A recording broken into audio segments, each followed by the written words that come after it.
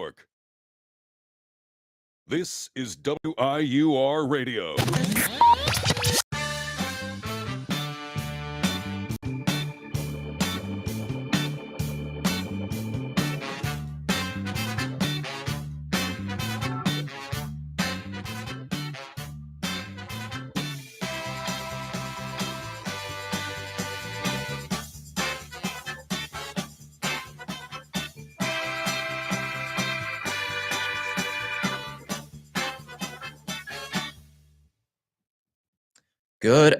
Good morning, actually, from the WIUR studio. I'm Isaiah Rosario here with the weekend recap, the recap of all pro sports and the biggest stories that happened this past weekend. And I think the number one right now is most definitely Joe Burrow.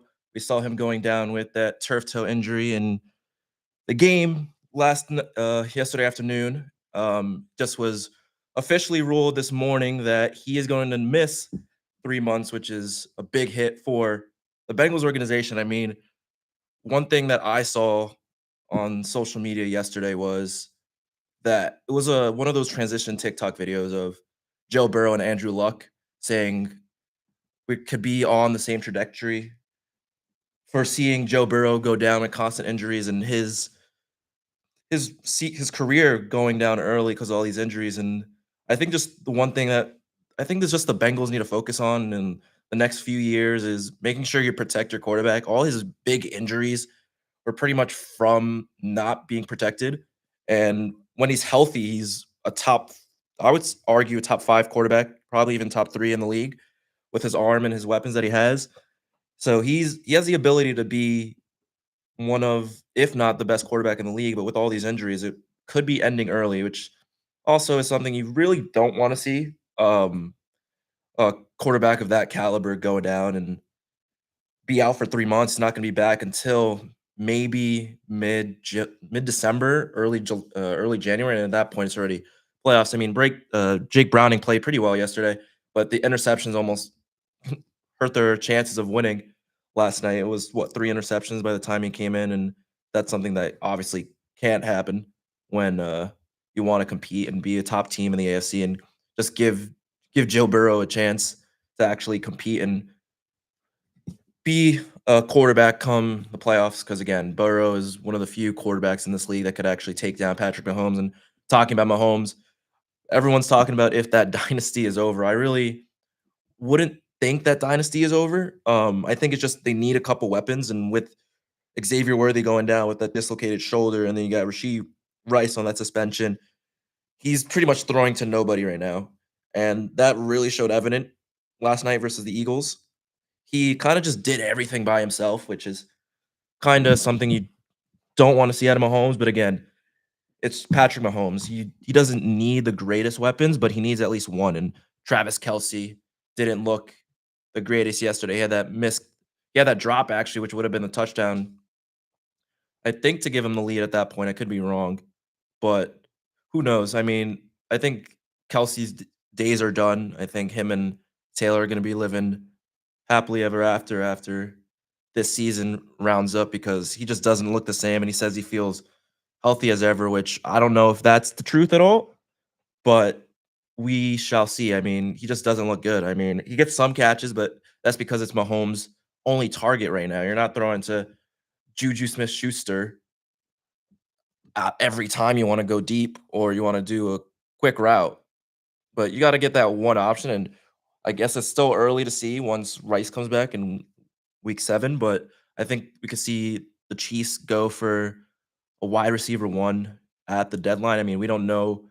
Let's see actually if there is an injury update with Xavier Worthy and his timeline. I haven't heard anything of what his timeline is yet, but let's just double check and see. Actually, never mind. He's likely to play in week 3. That's from Pro Football Rumors, but expect him to be back. Okay, so that's big for him, but I don't know if that's enough with an aging Travis Kelsey, and you're gonna have one real wide receiver. Like if you look at the Chiefs depth chart, it's not amazing right now. You have really no wide receivers. I mean, Hollywood Brown's an okay receiver. He's nothing special. Everyone thought when they were getting him, it was gonna be, "Oh my gosh, look out for Mahomes and Hollywood Brown," and it's been the complete opposite. He's listed as wide receiver 2 on the depth chart, and that's not what you originally expected. But again, you have Isaiah Pacheco, who didn't play that great yesterday. Yeah, getting 22 rushing yards on 10 attempts. I think you're gonna see more out of Pacheco and Hunt in the next few weeks because again, they don't have that wide receiver depth, the Chiefs. So, I mean, we'll see. But speaking about a team that has depth and a lot of offense, the Lions. Everyone was freaking out after their week 1 loss to the Packers, but again, it's the Packers. They're one of the best teams I think right now in the league. They really dismantled that Detroit offense and then the Washington offense looked clueless against them. I think it's just now one of the best defenses in the league. That addition of Micah Parsons has really shown to be the difference maker. He looks phenomenal. He's still working back from that back injury, but once he's healthy, I think right now where it stands, it's the Eagles and the Packers, I think, to win the NFC to face off against whoever comes out of the AFC, whether it be Lamar or whether it be Josh Allen as of right now. But again, you can't not bet on Patrick Mahomes when it comes to playoff time because again, it's Patrick Mahomes, one of the greatest quarterbacks of all time. So we'll see. But that Detroit offense looked phenomenal yesterday. Everyone got the ball. Everyone was loving it. Everyone in Detroit was loving it. Just Amon-Ra looked phenomenal as he always does. Jahmyr Gibbs looked good. I know Jared Goff got scared yesterday when he went down with that fake. Well, I think it was that fake hamstring tear or whatever. You could tell that Jared Goff was like, no, and then everyone's heart dropped in Detroit, and then it's just, it's Amon-Ra being Amon-Ra and his celebrations. I think their celebrations that they have, and we'll hopefully see a lot more of their touchdown celebrations in the next few weeks. That they're going to be a fun team to watch. They're still a good team. Getting Aiden Hutchinson back too was pretty big for them. He's just a force to be reckoned with on that inside, and you could tell that the defense really missed him last year when he went down with that injury. So, I mean, I think the Lions will be fine. It was just a matter of time. I know they lost their offensive coordinator last year or this year, excuse me, to the Browns, excuse me, to the to the Bears. Mixing up the teams here. The brown colors are throwing me off a little bit, and when each team that is wearing a brown color isn't, I would say, one of the greatest organizations in the NFL because the Bears just look absolutely atrocious, and so do the Browns. And God knows, speaking about the Browns, everyone heard about Shador Sanders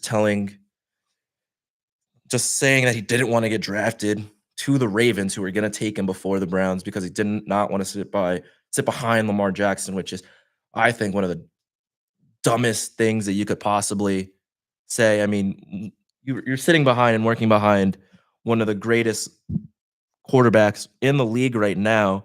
He said, "No, I want to sit behind Joe Flacco and Dylan Gabriel." Like that just I don't know. That rubbed me off the wrong way.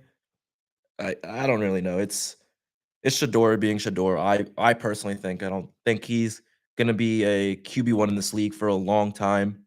I mean, Joe Flacco is better than Shador and he's better than Dylan Gabriel. So it's gonna be a while until we see Shador actually become the QB1.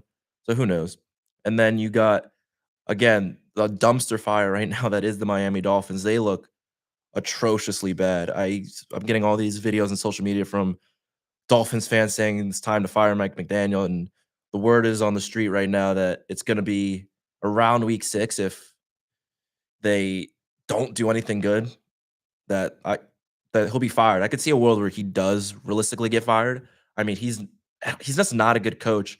And the one quote I always laugh at, I think it was from one of the press conferences where he said, like, "How good is today?" or something, and he said, "It's a good day because we're closer to death." I don't know if that was like a Centel situation where it was a fake quote, but again, that's something you would definitely see out of Mike McDaniel, and you're paying an average quarterback in Tua Tagovailoa insane money, and he's just not what you signed up for. It's just not a good look right now if you're a Dolphins fan losing to the New England Patriots who thought would be in a tank year. But Drake May doesn't look terrible. Drake May looks phenomenal actually, throwing for 2 touchdowns, throwing 230 yards.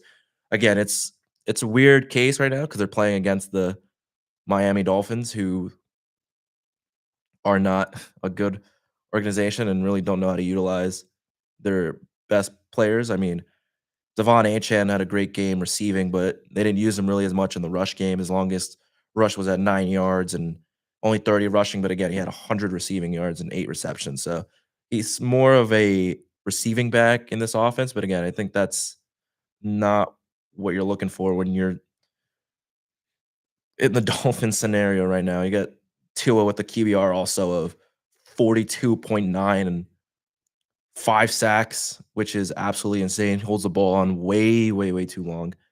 And I don't know, this Dolphins team is just a dumpster fire. I think people want Miami to tank to get an actual good quarterback, but then that leaves a question: what do you do with Tua now?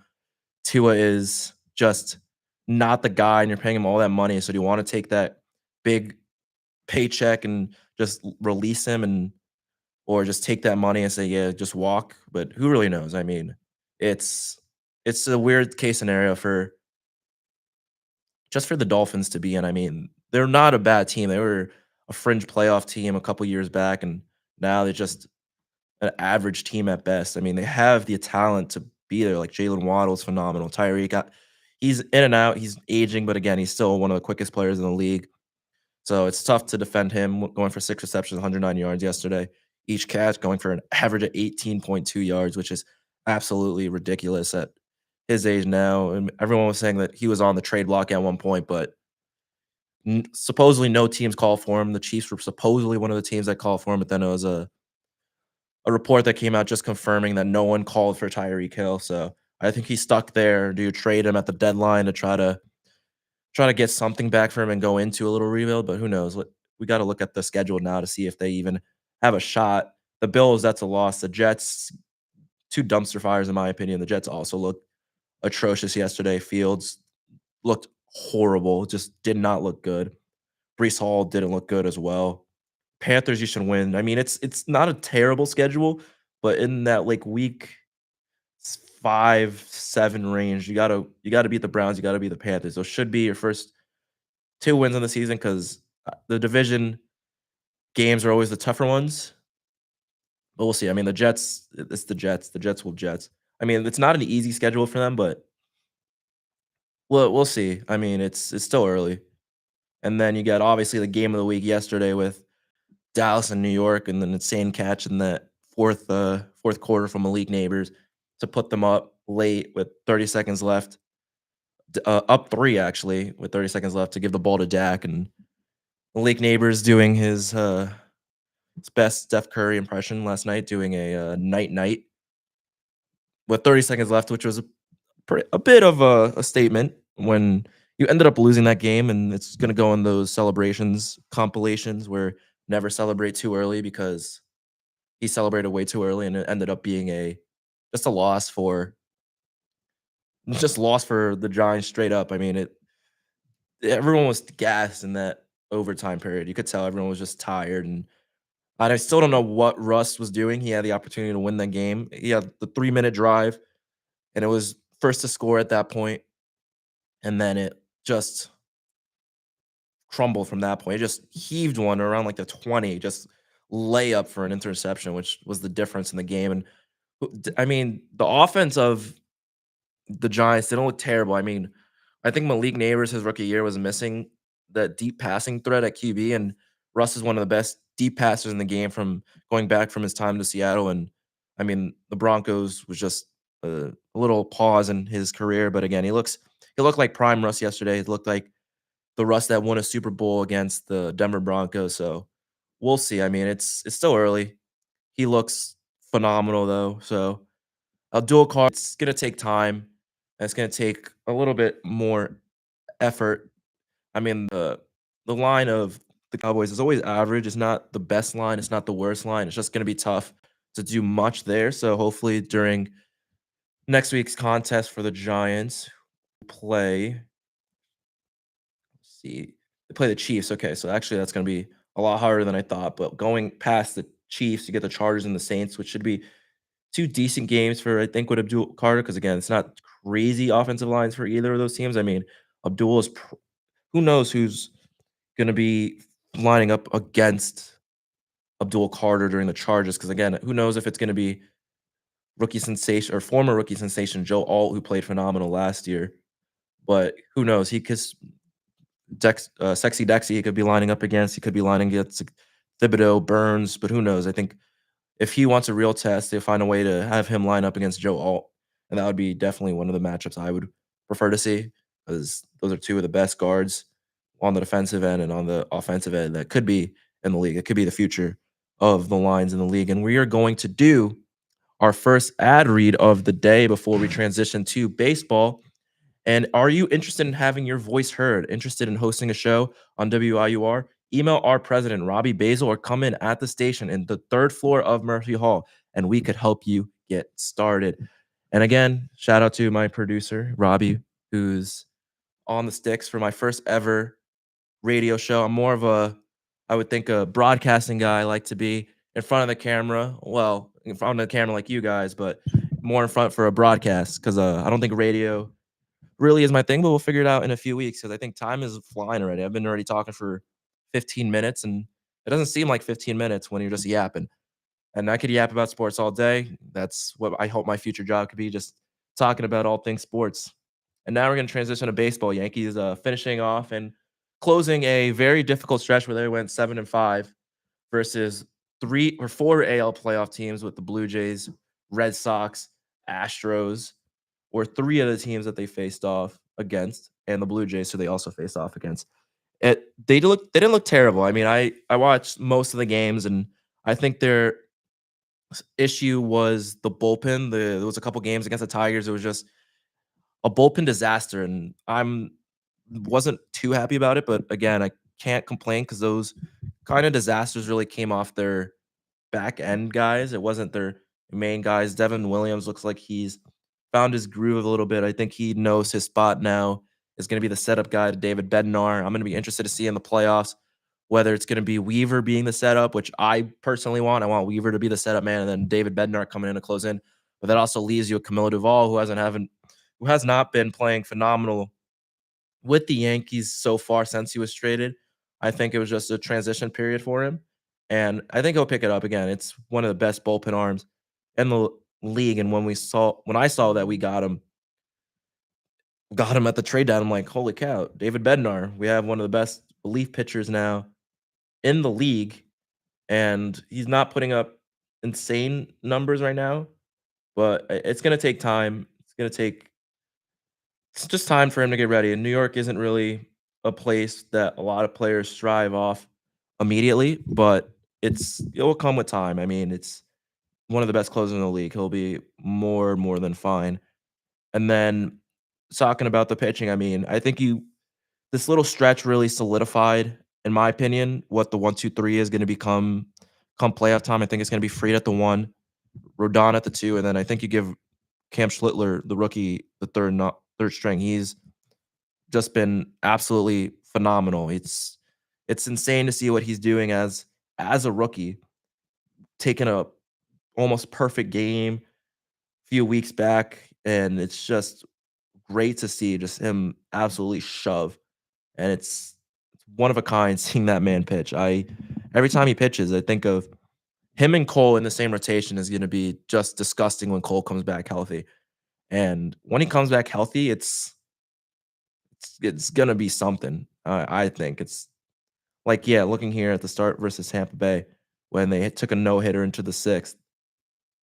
Just like his stuff is dirty. His off speed is getting better. He's finding more ways to control it. His fastball, I mean, it's his fastball throwing 100 miles an hour as a rookie is just insane. I mean, this is just the new age of baseball where it's just these rookies coming in and being absolute flamethrowers on the mound, and it's just amazing to really see what these rookie pitchers can do coming off like Jacob Mizorowski, who's slowed down a little bit the second half of his tenure in the MLB with the Brewers.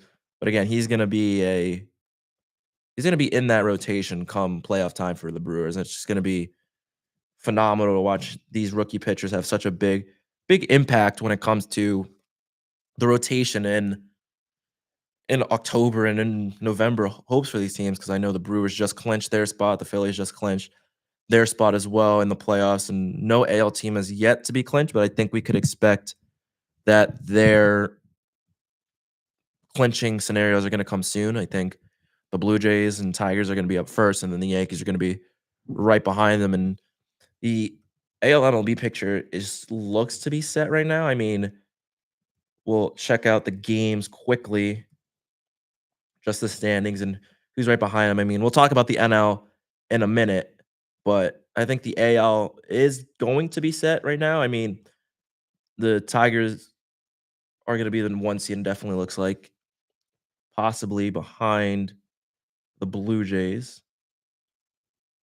Yes. Actually, no, the Blue Jays are the 1 seed right now. The Tigers are 2. I forgot they had a little bit of a rough stretch these last couple weeks, but then the Tigers will be at 2. Yankees and Yankees and Boston are gonna be a wild card series, which is gonna be something. Last time they faced off, as a Yankees fan, you could see the hat right now. I think we can remember what happened, and, yeah, it was just not pretty. 2021, just getting absolutely clapped in Fenway, and now that we keep the 4 seed, that will be home for it, and hopefully Boone makes the correct pitching decisions and not bring in some of the other relief arms and other arms he shouldn't, like in, game 1 of the World Series, and I still am kind of scarred by that, but who knows? It's it's just Aaron Boone. I mean, who knows? I mean, he's been managing better of late. I gotta give him a lot more respect now because it's just he actually took a little bit of courage to actually bench Volpe, thank God. And you see yesterday with Jose Caballero coming in and starting, and I saw a stat. I think there's like 11-4, 11-5 now when Jose Caballero starts. And there was that grounder, I think, in the bottom of the 8th inning. Jose Caballero went diving to his left and made an absolute great defensive play. I remember watching the game with my friend Nick last night, and I'm just thinking to myself, you know who doesn't make that play? And with no hesitation, he just goes, Anthony Volpe. I'm like, yes, Anthony Volpe does not make that play 10 times out of 10. So I think hopefully Boone stays in this correct path and kind of just keep Jose Caballero at shortstop because he's a great defensive player. He absolutely rocketed one out of Fenway into left field yesterday, out of the park. I think Jose Caballero is going to be that guy. He's basically beating him in every single stat. I mean, it's what else can you really say? He's just phenomenal. And talking about people who are phenomenal and people who aren't phenomenal right now, it's the New York Mets. They are gonna have one of the biggest collapses if they don't make the playoffs in recent memory. And everyone's bringing back to I forgot what year they were talking about, but it was when they were up, I think 17 or something games. I think it was in the early 2000s, late 90s. I don't remember the exact year, but they were up big in the wild card and they absolutely choked the lead to the Phillies and missed the playoffs by 1 game. We could possibly be seeing that again. You're looking now, the Mets are 2-8 in their last 10, which is absolutely atrocious. Their road splits also horrendously bad. You're looking at 31-44, which is really bad. You pretty much almost guaranteeing some wins on the road when you play them. And if the Mets, where they're at now, they're going to be a road team for the wild card. So it might be an early exit, but San Fran was right on their tail. At one point, I remember the lead being a half game back. The Diamondbacks are 2 games back. Cincinnati is 2.5 back. I think that's where it kind of cuts off. I don't think the Cardinals are going to make that push, being 4 games under 500. And it's actually insane that the Mets looking now are just 4 games above 500 with how good they were to start the year.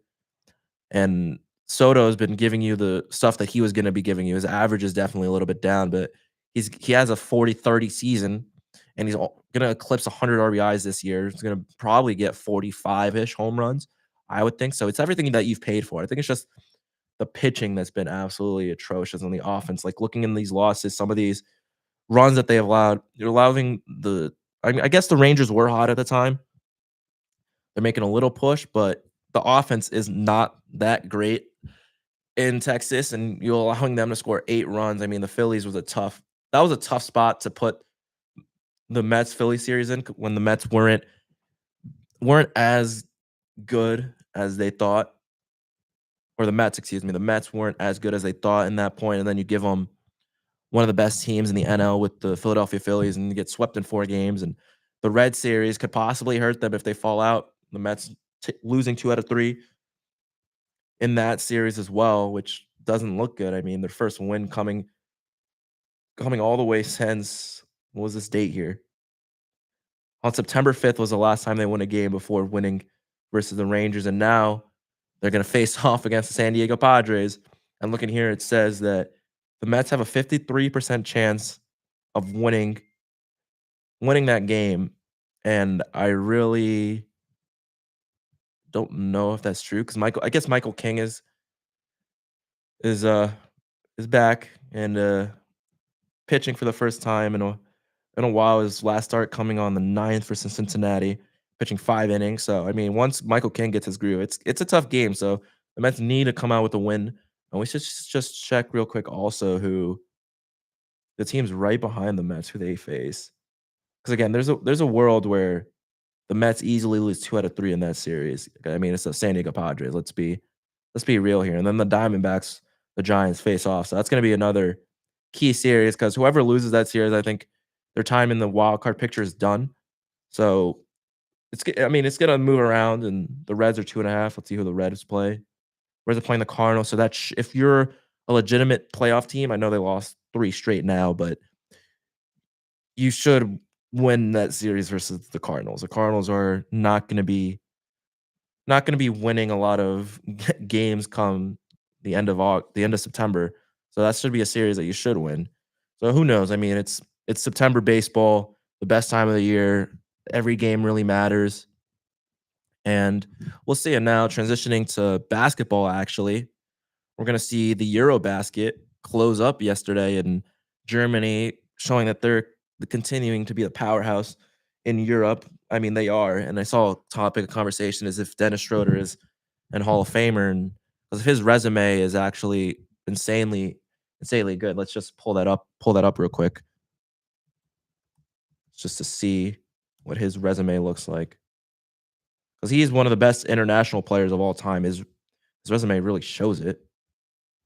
See, but everyone was saying like, "Oh, it's not an NBA Hall of Famer," but I'm like, the NBA Hall of Fame doesn't exist. It's the National Basketball Hall of Fame. So I mean, it's based off of everything. So let me see if I can find it. Resume. Here we go. I mean, now he's out of the NBA, which isn't ideal for his. But when you look at the national team career, it's just phenomenal. He's been a member of the team since the U18 days, and then did not qualify early. Went to the quarterfinals in 2017 in the Eurobasket, and then he couldn't play in the 2020 Summer Olympics because of financial insurance requirements with the German Basketball Federation. But I mean, the numbers that he's putting up when you look at the 2017 one, averaging 24 and 5, which is absolutely insane. And then when you get to the FIBA World Cup, team went undefeated, beating Australia, the US, and then being named the World Cup MVP, the FIBA All Basketball team. And then in 2024 Olympics, lost to lost to France in the semis and got the bronze medal, or did not get the bronze medal after losing to Serbia. Oh, that's what it was, because I remember Jokic being ecstatic that he got his first medal, and then talking about getting their first medals. Schroeder, excuse me, I'm going to go back to Schroeder here. Schroeder going back to the 2025 Eurobasket, getting their first ever European title since 1993. And I think Schroeder is a key reason of that. But you kind of talk about also when you talk about Eurobasket, you really got to talk about just how phenomenal Giannis played. You could tell that this medal meant so much to him, and it was so emotional playing for his country. I mean, I'm always a big sucker for international play. That's why I can't wait for the World Baseball Classic to come along in March. I think March, on a side note, actually is going to be one of the best um, times because you're going to go from the World Baseball Classic all the way to the March Madness tournament, which is going to be, I think, a peak time to be alive. Back to back tournaments, and I know Team USA now is getting a bunch of their top guys. We get Bobby Witt Jr. now on their team. You got Aaron Judge and Paul Skeens, which are arguably the three best players at their positions, respectively, and that's something that you want. But going back to Giannis, him getting his bronze medal just meant so much to him. You could see him being emotional in that press game, in that post game press conference. It was honestly great to see. I mean, it was Giannis deserves it. And he even said winning the MLB championship was a lot and it meant a lot to him. But he even said that winning this medal for his country and for his family was the number one accomplishment in his career. And that's something that not a lot of people say about international play. But again, I'm going back to the World Baseball Classic here, a couple players in interviews in 2023 said that winning the World Baseball Classic would mean way much more than winning the world championship, winning the World Series. And I think that it's just that level of respect when you play for your country and you're one of the top players in your respective league and you take that honor with pride. You want to wear the name of your country across your chest. And that's why I just showed Giannis how much it meant to him and other stuff. And it's just phenomenal to see. I'm glad because again, he's I don't know in my opinion, but I think he's just stuck right now in Milwaukee. So I think just having that level of competitiveness again and playing for a country and just winning at that high level just meant so much to him. And going back just to recap, the WNBA playoffs also just started on Sunday. We got the Aces absolutely just demolishing the Storm, and we got the Liberty narrowly beating the Mercury. I think the Liberty was always the better team than the Mercury. It's just it was like second and third quarter that really pushed it for them. But again, scoring 10 points and holding the Mercury to 8 in that fourth was actually just huge. The defense really locked down there, and then in overtime, keeping them to 4 points is something that you want every day. And Sabrina Ionescu did not have her best shooting performance. Again, shooting 33% from the field and going 3 for 12 from the three. I don't think we're going to see that kind of numbers from her again in the playoffs. I mean, the Liberty have the experience, they have the talent with Brianna Stewart and Jones and Cloud. They'll definitely be a force to reckon with. And the Aces are just the Aces. I mean, they're one of the best teams in the league, winning 16 straight now. It's absolutely insane, and they're winning. They almost won by 30 yesterday. An absolute bloodbath. And then you got the Caitlin Clarkless fever losing to the Atlanta Dream. I mean, it's a tough spot when your best player goes down in the middle of the season and doesn't come back. It's gonna be tough to make that push in the playoffs, but again, they still have the talent to at least make the series interesting. But we'll see. I mean, the Atlanta Dream are one of the best teams in the league this year, so I don't expect much from them. And then, I mean, hey, you got to give it to the Golden State Valkyries in their first year in the W, making the playoffs. We gotta always give respect to that. And when you also think of that, I think of the Vegas Golden Knights who went all the way to the cup in their inaugural season, which is absolutely insane to me. I think it was their inaugural season. Let me just double check. I don't want to make sure. I want to confirm with you guys and make sure that they didn't go in their second season. Golden Knights inaugural season. Yeah, they reached the okay. I wanted to make sure that was right. Yeah, they reached the Stanley Cup Finals in their first ever year, which is absolutely insane. And now all their players or all the NHL players, I should say, are ramping up their action for the Winter Olympics coming up in a few months here, which is going to be fun to see. I mean, I would say I'm more of a fan of the Summer Olympics, but I mean, I think I'm going to be tuned into the Winter Olympics. I'm not that much big into hockey, but then I think the Four Nations really kind of got me into hockey, and I'm gonna be tuning in for to watch the boys and USA win gold. I will root for the USA, and I would think just basketball and hockey as of right now for the national team sports, because as a Dominican myself, I don't think I could root for Team USA when my roster is as good as it hopefully is gonna be in the 2026 World Baseball Classic. So, hopefully, the pitching gets figured out. I mean, I don't know if I want Sandy to be on the staff, but then there's Framer who I want on my staff, but we saw what happened to him a few weeks last week actually, where him just intentionally throwing at his catcher, which is something that you don't want, and a lot of teams might take into account when looking at his contract for free agency, because he is a free agent after this year. So I mean, the stuff is there for him, but it's do you want the extracurriculars that come with it? And that's another reason why I think Shador fell. But that's for another day, as we're here for the weekend recap. And then the Minnesota Lynx just demolishing the Valkyries in a bloodbath again, winning by 30. I don't think the Valkyries have enough to actually beat the Lynx this year. The Lynx, again, another phenomenal team, arguably one of the best teams in in the league, going 34-10 in the regular season, and have great players like Nafisha Collier is one of the best players in the league. Could win MVP this year, in conversation for it, and she's just a stud. I mean, there's not much more you could say about her. She's just a dog.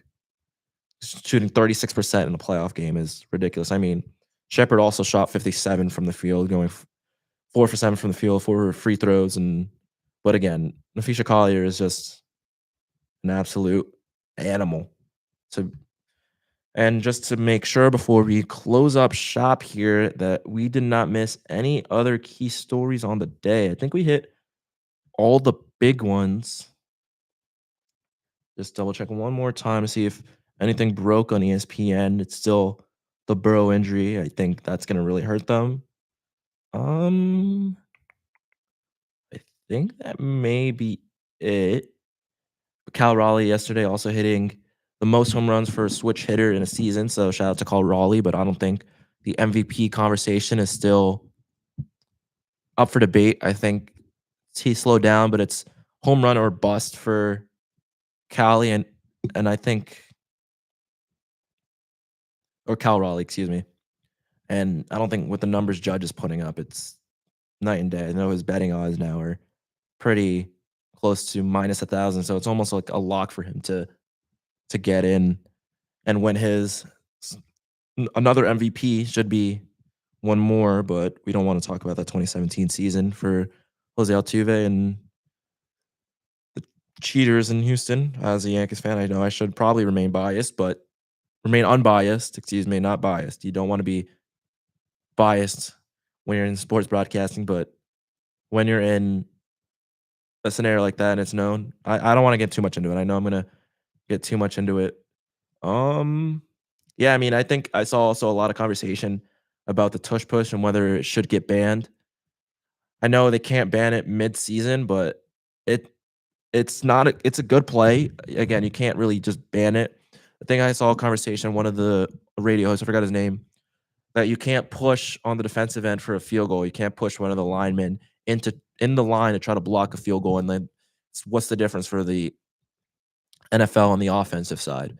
But then when it was clear as day yesterday that even Tom Brady called the Eagles out, they're false starting on a lot of their, or not a lot of their, on two of the key drives and tush pushes. They jumped off sides. Three of the players on the offensive line jumped off side or jumped.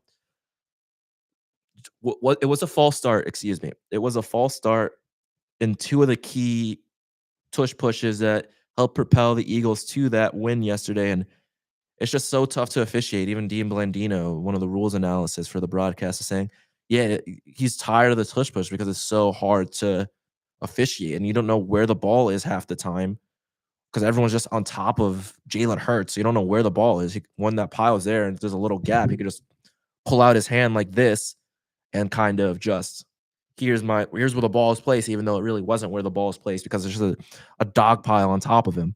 So I mean, you never really know with that. But again, if you're jumping off on false starts and when doing the tush push, I think it should be banned because that's an advantage. That's a clear advantage when you get to jump early and get an actual advantage like that. It should be regulated. I mean, it's just like again, tough to officiate. What can you do? And then looking at the rest of the stuff, I do not see any more crazy news for the day. So I just want to say thank you to everyone who tuned in to the weekend recap, and I'll be back at 9:30 next week to recap everything that happened over the weekend in sports. So thank you so much, guys.